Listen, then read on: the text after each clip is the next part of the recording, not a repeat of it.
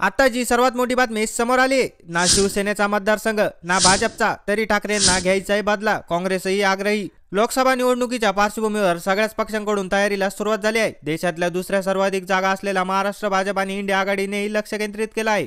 त्याचाच भाग म्हणून अमरावतीमध्ये काँग्रेसची विभागीय आढावा बैठक पार पडली। या बैठकीत आलेल्या सर्व नेत्यांनी अमरावती लोकसभा जागेसाठी दावा केला। काँग्रेस नेते बाळासाहेब थोरात यांनी अमरावती लोकसभेच्या जागेसाठी आग्रही असल्याची भूमिका मांडली। तसंच येत्या 1-2 दिवसांमध्ये तिढा सुटेल अशी प्रतिक्रिया दिली। अमरावतीत लोकसभा मतदारसंघ 5 टर्म शिवसेना खासदार निवडून आले, पण मागच्या वेळी नवनीत राणा या अमरावतीमधून खासदार झाल्या।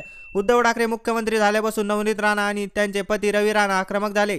मातोश्रीबाहेर हनुमान चालीसा पठण करण्याचा इशारा राणा दाम्पत्यांनी दिला होता। यानंतर त्यांना अटकही करण्यात आली। राणा दाम्पत्यांचा बदला घेण्यासाठी ही जागा आपल्याला मिळावी अशी मागणी ठाकरे गटाने महाविकास आघाडीकडे केली आहे। त्यामुळे अमरावतीच्या जागेवरून काँग्रेस आणि शिवसेनेत चांगलीच रस्सीखेच होण्याची शक्यता निर्माण झाली।